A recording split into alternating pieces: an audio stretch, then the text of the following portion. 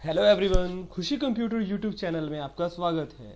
जैसा कि मैंने पिछले वीडियो में आपको टेबल के बारे में बताया था, आपको बताया था टेबल को कैसे इंसर्ट किया जाता है, टेबल को कैसे ड्रा किया जाता है, कन्वर्ट कैसे करते हैं टेबल को। अगर आपने कोई डेटा रेगुलर फॉर्मेट में बनाया है, अगर उसको टेबल के फॉर्मेट में बनाना चाहें या किसी टेबल के फॉर्मेट में आपने किसी फॉर्मेट को बनाया है उसको रेगुलर वर्ड में कन्वर्ट करना चाहें तो कन्वर्ट कैसे करते हैं, एक्सेल से किसी डेटा को बना करके कैसे लाया जाता है, वो एक्सेल स्प्रेडशीट के बारे में मैंने आपको बताया था।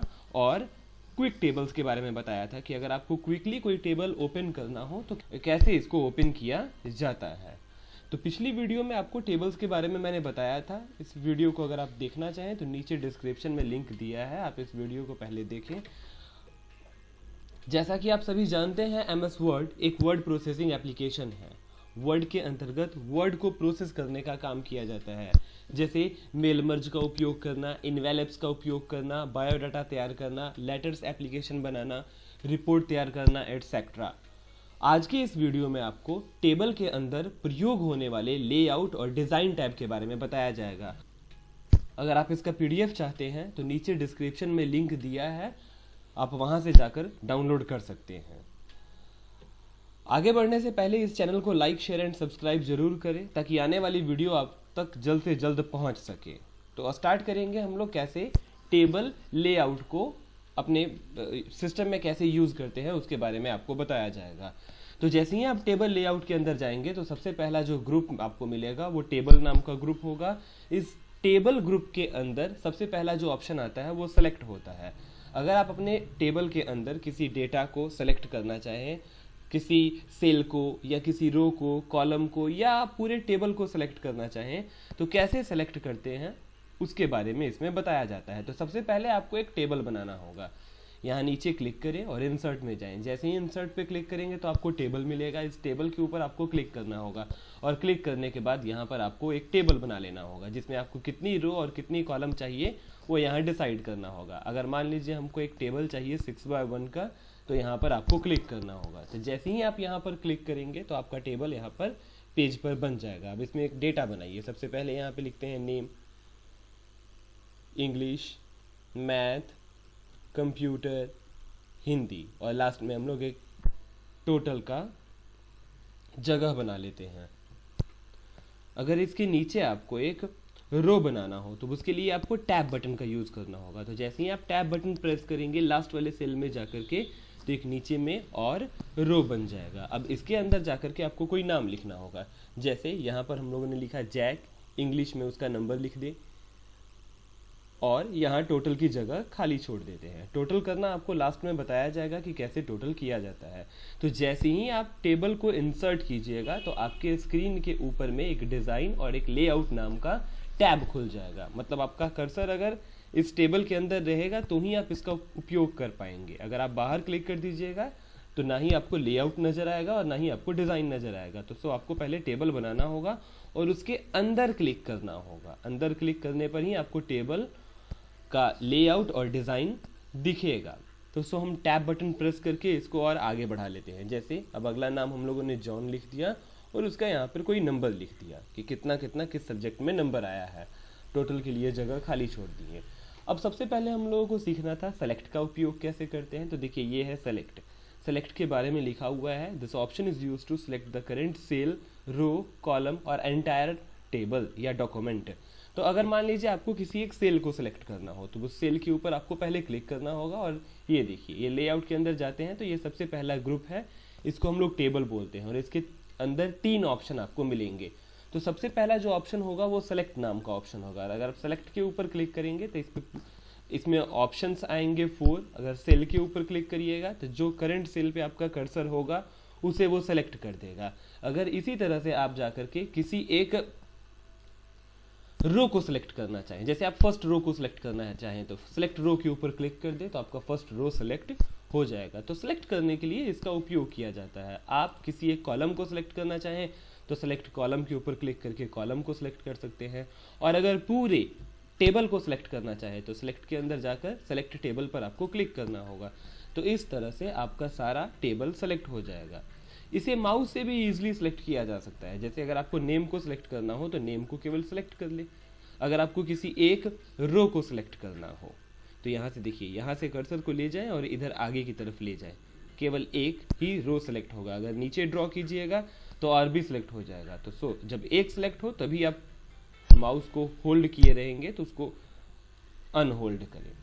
तो अगर आप नेम पे क्लिक करेंगे, ऐसे भी किसी एक रो को सिलेक्ट किया जा सकता है, जैसे जैक, जॉन, नेम। तो इस तरह से सिलेक्ट करने का काम किया जाता है।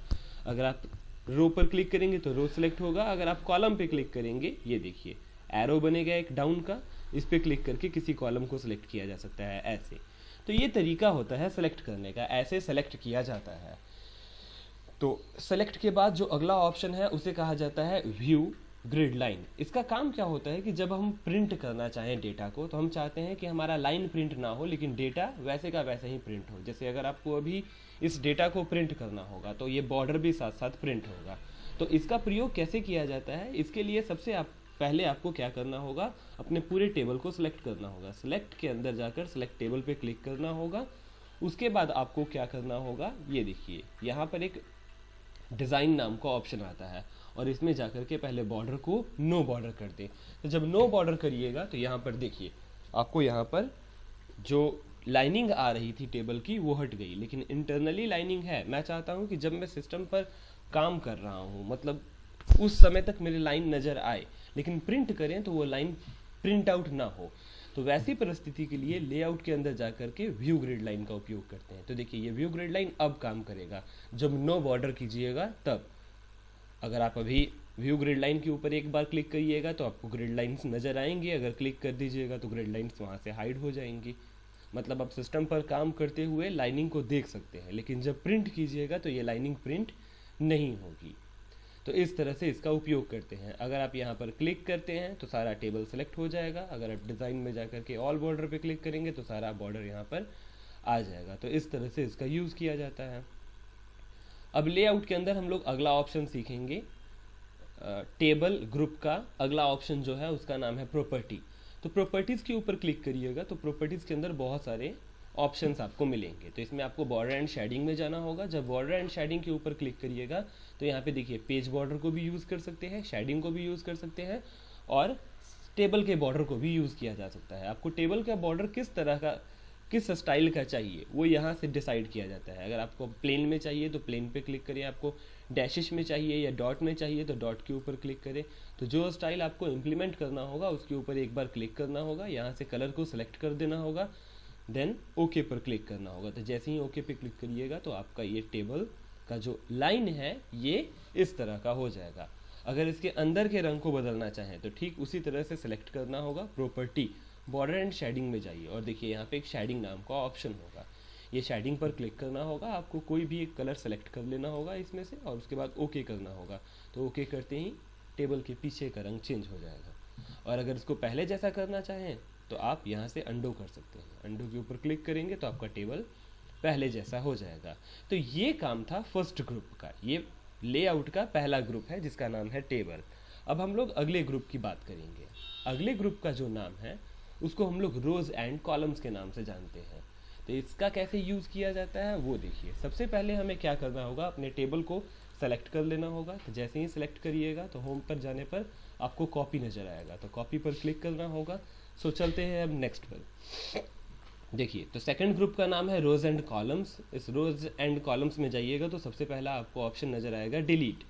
तो सबसे पहले हम लोग क्या करेंगे, जो टेबल आपने बनाया था उस टेबल को यहाँ पर पेस्ट कर लेंगे। अब देखिए डिलीट कैसे काम करता है। आपको यहाँ पर अभी लेआउट और डिज़ाइन तो नहीं नज़र आ रहा होगा। मैंने आपको कहा था कि जब आप टेबल के अंदर रहेंगे तो ही नज़र आएगा, वरना ये नज़र नहीं आएगा।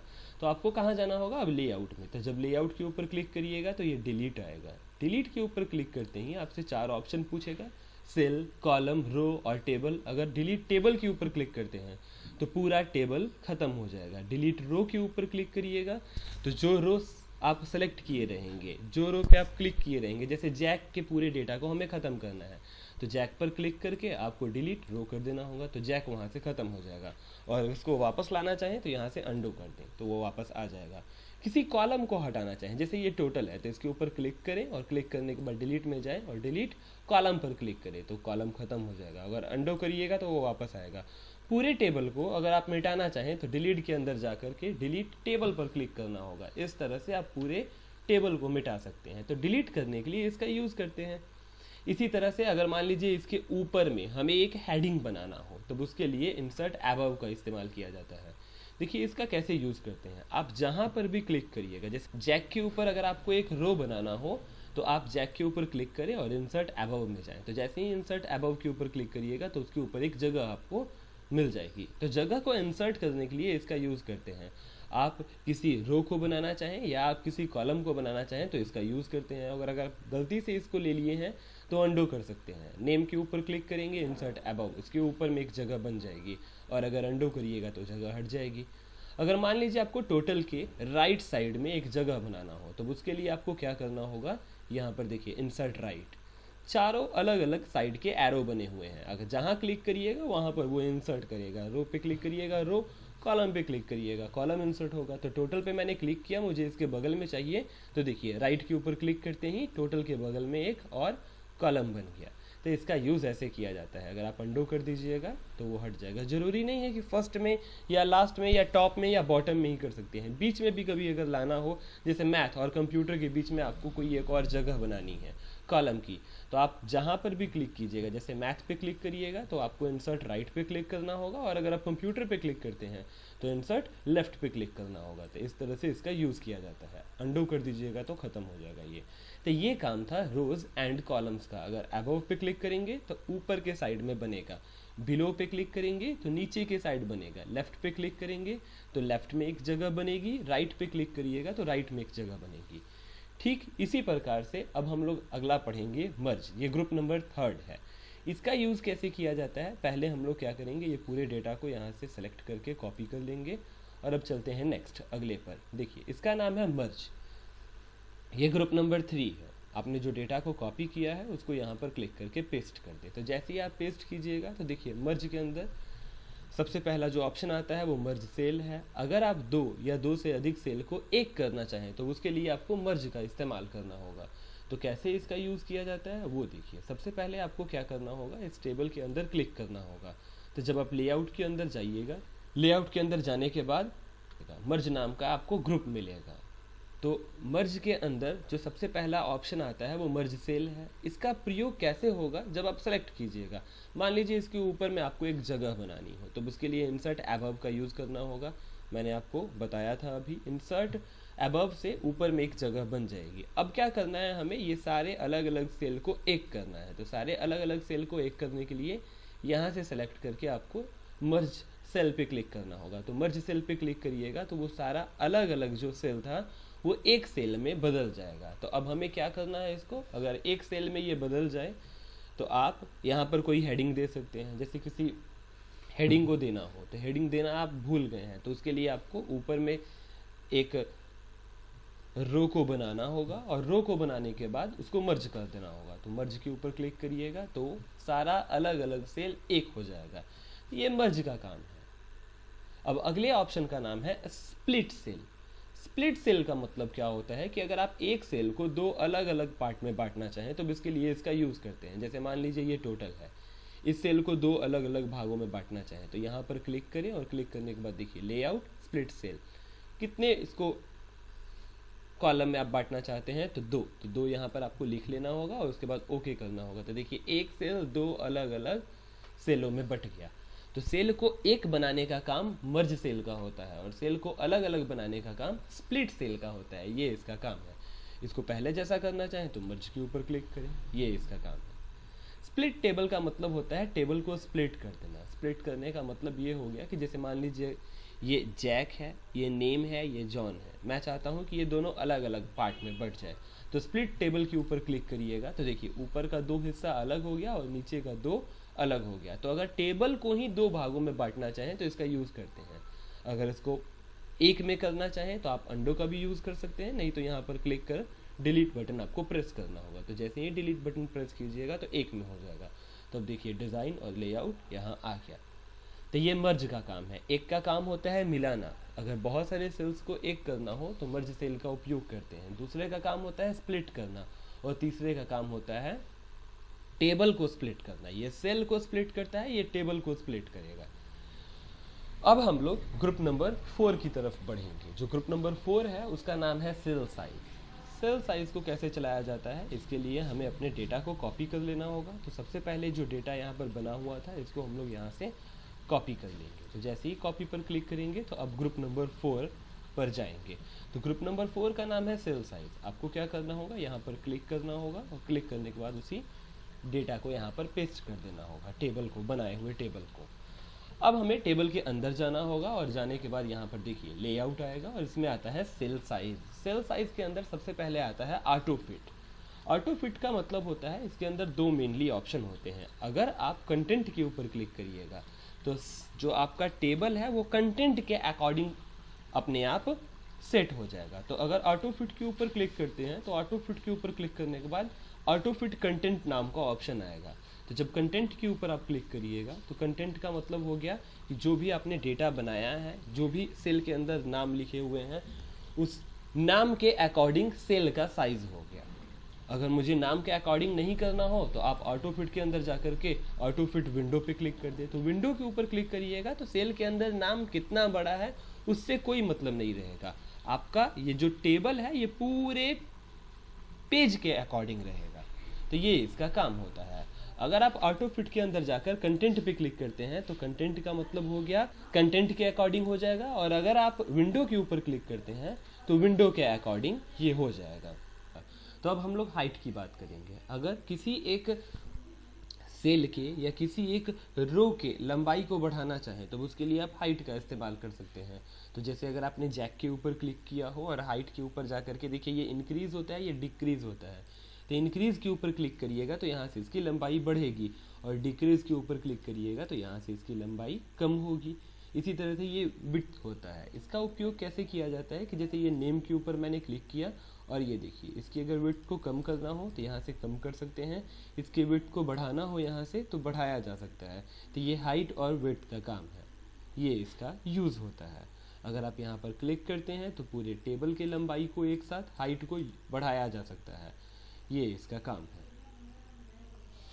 अब हम बात करेंगे डिस्ट्रीब्यूट रो और डिस्ट्रीब्यूट कॉलम की। डिस्ट्रीब्यूट का मतलब होता है एक बराबर करना। अगर मान लीजिए कोई सेल है और कोई सेल किसी दूसरे सेल से ज़्यादा बड़ा है, जैसे ये देखिए जैक छोटा है और ये बड़ा है, तो अगर इसको एक बराबर करना हो तो रो को एक बराबर करना हो तो रो का इस्तेमाल करते हैं, कॉलम को एक बराबर करना हो तो कॉलम का इस्तेमाल करेंगे। जैसे ये नेम, ये जैक, ये जॉन, ये नेम की लंबाई अधिक है, जैक और जॉन की एक बराबर है। तो इसके लिए हमें क्या करना होगा, आपको पूरे टेबल को सिलेक्ट करना होगा और सिलेक्ट करने के बाद डिस्ट्रीब्यूट रो पे क्लिक करना होगा। तो रो पे क्लिक करिएगा तो ये सारा एक बराबर हो जाएगा। जैसे नेम, जैक और जॉन सब एक बराबर हो गया।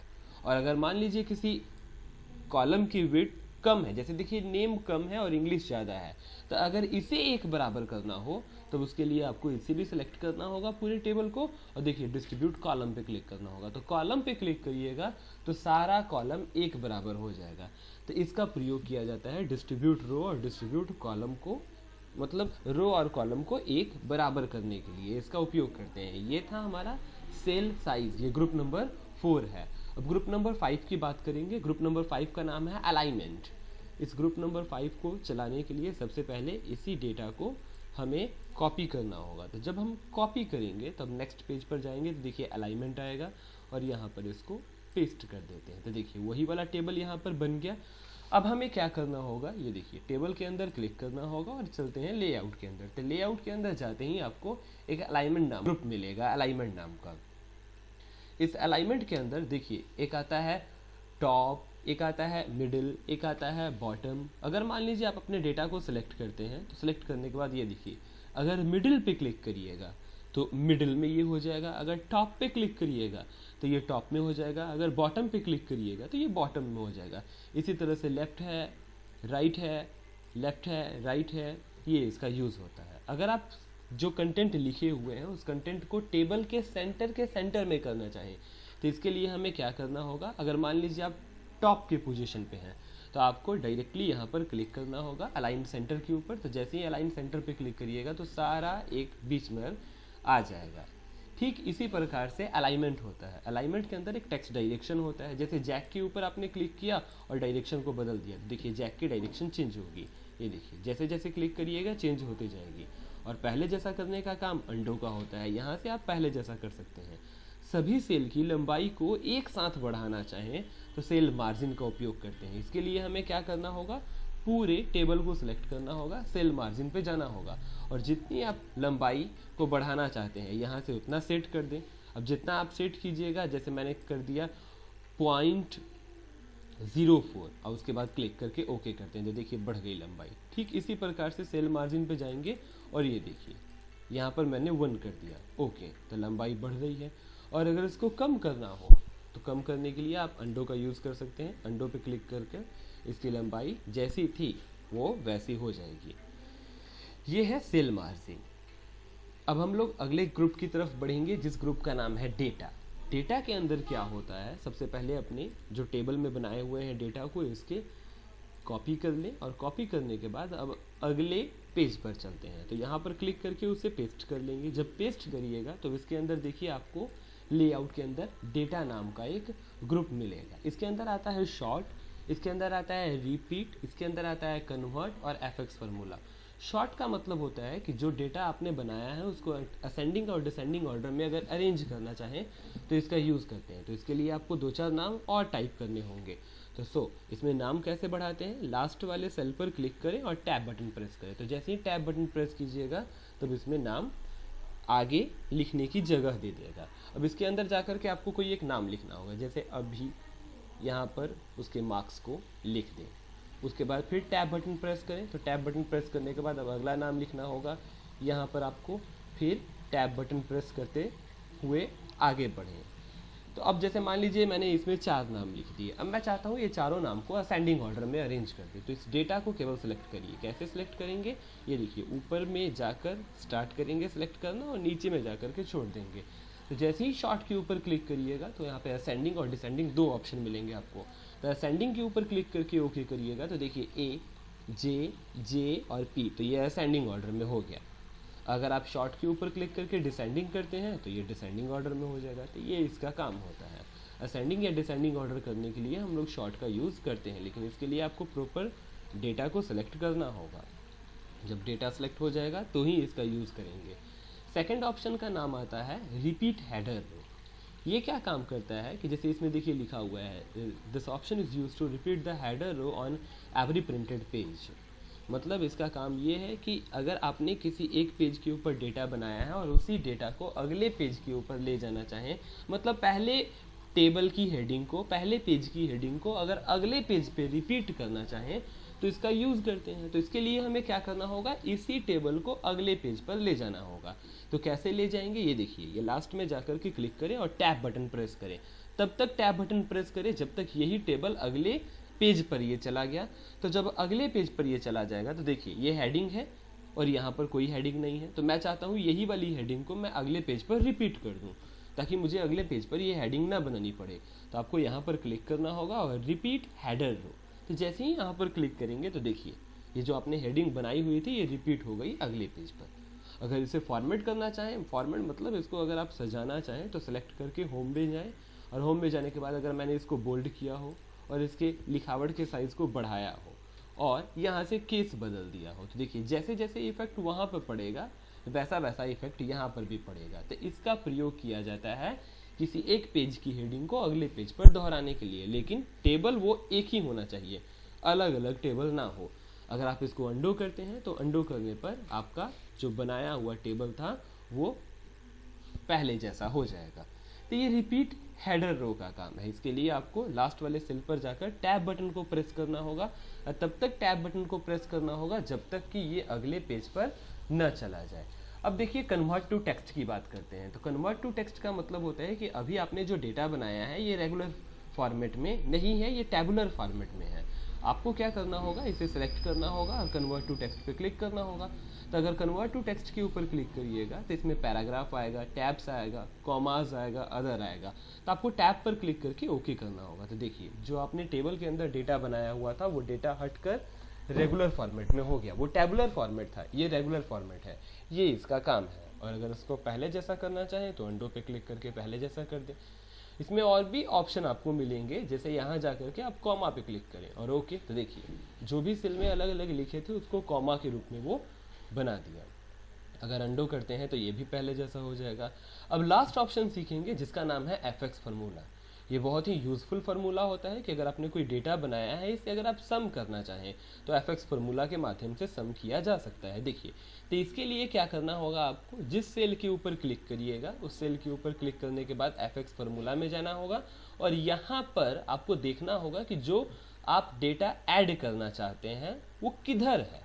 तो जैसे देखिए, आपको अगर सम करना हो तो पहले इक्वल का साइन यहाँ पर देना होगा, सम लिखना होगा, और डेटा हमारा अगर लेफ्ट में है तब तो ठीक है, ओके के ऊपर क्लिक करना होगा आपको। तो देखिए सारी चीज़ों को यहाँ पर ऐड कर दिया। अब इसी तरह से जैक का हमें टोटल करना है, तो यहाँ पर क्लिक करके एफएक्स फार्मूला में जाइए। तो देखिए यहाँ पर जहाँ लेफ्ट था अब वो बदल करके अबव हो गया, तब इस अबव को आपको हटाना होगा और उसके बाद उसके बदले यहाँ पर लेफ्ट लिखना होगा। Then you click on okay, तो ओके पर क्लिक करिएगा तो ये देखिए उसको सही तरीके से जोड़ दिया। एफएक्स पे आपको बार बार क्लिक करना होगा, जहाँ अबव लिखा हुआ है वहाँ पर जाकर के आपको लेफ्ट लिखना होगा, उसके बाद यहाँ पर ओके करना होगा। देखिए तो जैसे जैसे इसका यूज़ कीजिएगा इस तरह से इसका यूज़ होता है। यहाँ पर भी ठीक आपको लेफ्ट लिखना होगा और उसके बाद जाकर के ओके करना होगा। ज़रूरी नहीं है कि आप यहाँ पर टोटल ही कर सकते हैं। अगर एवरेज को निकालना चाहें तो इसके लिए पहले हमें एक बगल में कॉलम बनाना होगा। तो इसके बगल में कॉलम कैसे बनाते हैं आपको मैंने बताया था, ग्रुप नंबर 2 में रोज एंड कॉलम्स में जब जाइएगा तो इंसर्ट राइट आएगा, क्योंकि हमको सबसे लास्ट में बनाना है। तो टोटल पे क्लिक कर दिए और इंसर्ट राइट के ऊपर क्लिक करेंगे, तब यहाँ पर एक हेडिंग देना होगा आपको एवरेज का, एवरेज। इस एवरेज को सेंटर में करना है, जैसे ये यहाँ पर है तो इसको भी यहाँ पर करना है, तो आपको यहाँ पे सेंटर अलाइन पे क्लिक करना होगा। अब एवरेज में निकालने के लिए आपको क्या करना होगा, पहले इस डेटा को यहाँ से एक फॉर्मेट में सेट कर लीजिए। एवरेज निकालने के लिए आपको क्या करना होगा, एफएक्स फार्मूला में जाना होगा और जहाँ सम है वहाँ पर एवरेज लिख देना होगा, लेफ्ट को यहाँ पर ऐसे ही आपको छोड़ देना होगा। तो अभी आप एवरेज नहीं कर पाएंगे, क्योंकि अगर आप अभी एवरेज कीजिएगा तो वो टोटल को भी समझ लेगा कि एक नंबर ही है। तो सबसे पहले आपको क्या करना होगा, ये जो टोटल किए हुए हैं इसको यहाँ से हटा लेना होगा, तब एवरेज का इस्तेमाल कीजिए। अब यहाँ एफएक्स फार्मूला पे क्लिक करिए और यहाँ जाकर के आपको इक्वल और इक्वल के साथ यहाँ लिखना होगा एवरेज। अब ब्रैकेट के अंदर आपको लेफ्ट लिखना होगा और उसके बाद एंटर करना होगा। तो इस प्रोसेस से इसका परसेंटेज निकाला जाता है। इसका भी अगर आपको परसेंटेज निकालना हो जैक का, तो इसके लिए आपको क्या करना होगा, एफएक्स फार्मूला पे जाना होगा और यहाँ पर एवरेज लिखकर लेफ्ट लिखना होगा और उसके बाद इंटर। तो देखिए इसका परसेंटेज दिखा दिया। अब इसका टोटल कीजिए। अब जैसे जैक का आपको टोटल करना हो तो एफएक्स फार्मूला में जाइए, लेफ्ट ओके, यहाँ पर जाइए, लेफ्ट पहले से ही लिखा हुआ है ओके। तो ऐसे इसका यूज़ किया जाता है, ये एफएक्स फार्मूला का काम है। तो मुझे उम्मीद है कि आपको लेआउट पूरा समझ में आ गया होगा। इसके अंदर टोटल 6 ग्रुप मिलते हैं। पहले ग्रुप का नाम है टेबल, दूसरे का नाम है रोज एंड कॉलम्स, तीसरे का नाम है मर्ज, चौथे ग्रुप का नाम है सेल साइज, पांचवें ग्रुप का नाम है अलाइनमेंट और छठे ग्रुप का नाम है डेटा। अब हम लोग आगे बात करेंगे, अगला जो हमारा टैब है उसका नाम है table design tool. Table design tool यहाँ पर सामने आपको नजर आएगा। इसके अंदर देखिए टेबल स्टाइल आपको मिलेगा।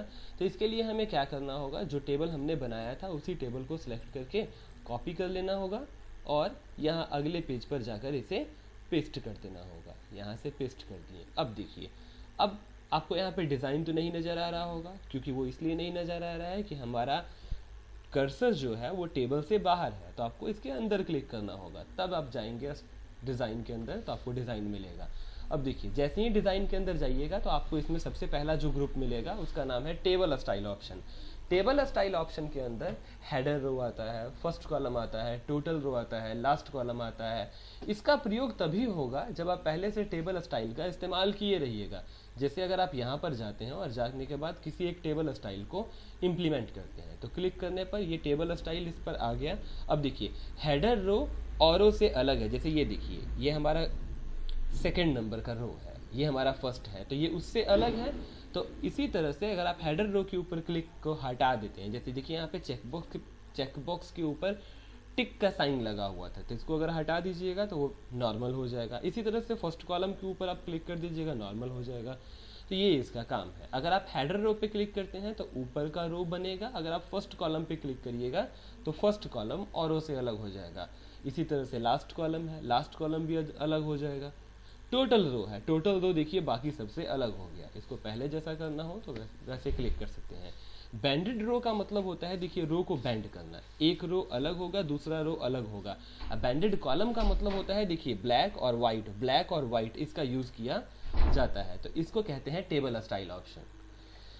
अब हम लोग ग्रुप नंबर 2 की तरफ बढ़ेंगे जिसका नाम है टेबल स्टाइल। तो इसे चलाने के लिए हमें क्या करना होगा, जो टेबल आपने बनाया है इसको कॉपी कर लें और कॉपी कर लेने के बाद अगले पेज पर जाकर इसे पेस्ट कर दें। यहाँ पर पेस्ट पर क्लिक कर दें। अब इसका देखिए यूज़ कैसे करते हैं। तो आपको टेबल के अंदर क्लिक करना होगा। अगर ये स्टाइल को हटाना चाहें आप तो डिज़ाइन के अंदर जाकर ये देखिए ये प्लेन टेबल ऊपर में आपको ऑप्शन मिलेगा, तो प्लेन टेबल के ऊपर क्लिक करिएगा तो ये एकदम प्लेन हो जाएगा। तो देखिए ये डिज़ाइन है। अब हमें क्या करना होगा, ये देखिए टेबल स्टाइल के ऊपर जाने के बाद जिस तरह के डिज़ाइन को सिलेक्ट करना चाहें उस तरह के डिज़ाइन को सिलेक्ट कर सकते हैं। इस तरह से डिज़ाइन को सिलेक्ट किया जाता है, ये डिज़ाइन का काम है। ये शेडिंग है। शेडिंग का मतलब हो गया कि अगर आप किसी सेल के पीछे का रंग बदलना चाहें तो शेडिंग का यूज़ कर सकते हैं। जैसे इतने एरिया को मैंने सेलेक्ट किया और शेडिंग में जाकर के येलो कलर के ऊपर क्लिक कर दिया या ग्रीन कलर के ऊपर क्लिक कर दिया, तो इस तरह से शेडिंग का इस्तेमाल किया जाता है। अगर पूरे टेबल को सिलेक्ट करिएगा तो पूरा टेबल शेडिंग में होगा, और अगर एक टेबल के ऊपर क्लिक करिएगा तो एक केवल शेडिंग में होगा। ये इसका काम है। शेडिंग को अगर हटाना चाहे तो यहाँ से जाकर के नो कलर पे आपको क्लिक करना होगा। नो कलर पे क्लिक करने पर वो हट जाएगा। बॉर्डर हटाना चाहें या लाना चाहें तो उसके लिए बॉर्डर में जाकर के ऑल बॉर्डर पे क्लिक करेंगे तो सारा बॉर्डर आएगा, और अगर बॉर्डर को हटाना चाहें तो नो बॉर्डर के ऊपर क्लिक कर दे, तो नो बॉर्डर पे क्लिक करिएगा बॉर्डर हट जाएगा। देखिए लेआउट में जाकर के व्यू ग्रिड लाइन पे आपको क्लिक करना होगा तो बॉर्डर वहाँ से हट गया। और अगर आपको बॉर्डर लाना होगा तो यहाँ जाकर के ऑल बॉर्डर पे क्लिक करना होगा, तो ऑल बॉर्डर के ऊपर क्लिक करिए और क्लिक करने के बाद ये देखिए यहाँ पर बॉर्डर आ गया। ये बॉर्डर इस स्टाइल का है। आप बॉर्डर के स्टाइल को चेंज करना चाहें तो डिज़ाइन में जाकर यहाँ देखिए इसको पहले प्लेन करना होगा, इसके यहाँ पे विड्थ को सिलेक्ट कर लेना होगा कि कितना आपको बॉर्डर चौड़ा चाहिए, देन उसके बाद ऑल बॉर्डर पे क्लिक करना होगा। तो जैसे ही क्लिक करिएगा तब जाकर के ये ऑल बॉर्डर काम करेगा।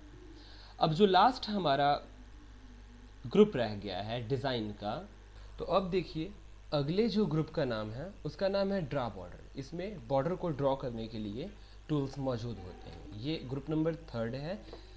डिज़ाइन टैब के अंदर ये आता है। तो सबसे पहले आपको अपने डेटा को सिलेक्ट कर लेना होगा और सिलेक्ट कर लेने के बाद कॉपी कर लेना होगा। तो जैसे ही आप कॉपी पर क्लिक करेंगे तो नेक्स्ट पेज के ऊपर यहाँ जाकर के इसे पेस्ट करना होगा। तो पेस्ट करते ही ये डेटा यहाँ आ जाएगा।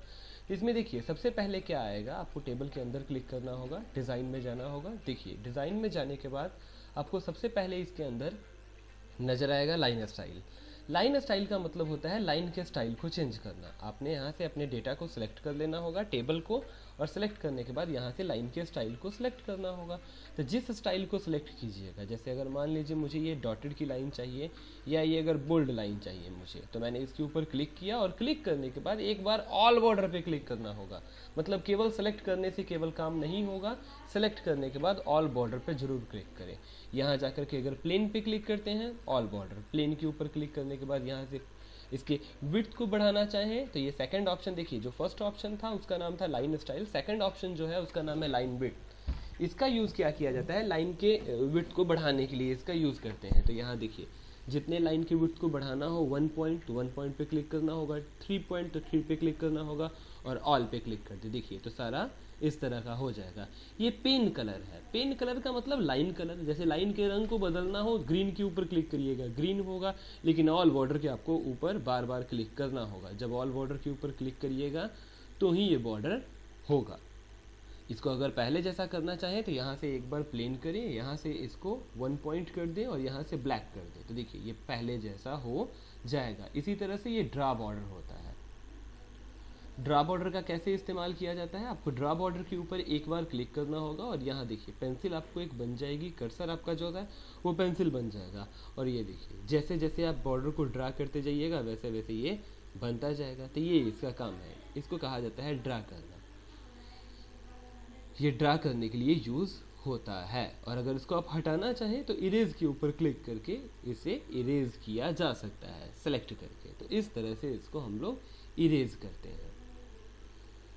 तो ये थे अभी के टूल्स जो आपने इस वीडियो में सीखे। लेआउट के अंदर टेबल्स के टूल्स मिलते हैं आपको। टेबल को अगर अलग अलग फॉर्मेट में आपको अरेंज करना हो तो इसका यूज़ करते हैं। जैसे एक रो को बढ़ाना हो, कॉलम को बढ़ाना हो, मर्ज करना हो, साइज को एक बराबर करना हो, अलाइनमेंट को सेट करना हो, फार्मूला का यूज़ करना हो, तो उस पर्पज़ के लिए हम लोग यूज़ करते हैं लेआउट का। और इसी तरह से ये डिज़ाइन होता है। डिज़ाइन का मतलब होता है बस अपने टेबल को अगर अलग अलग स्टाइल में आप फॉर्मेट करना चाहें, सजाना चाहें, तो इसका यूज़ करते हैं। इसमें प्रीडिफाइंड स्टाइल आपको पहले से मिलेंगे, जो स्टाइल के ऊपर क्लिक करिएगा वही स्टाइल इस टेबल का हो जाएगा।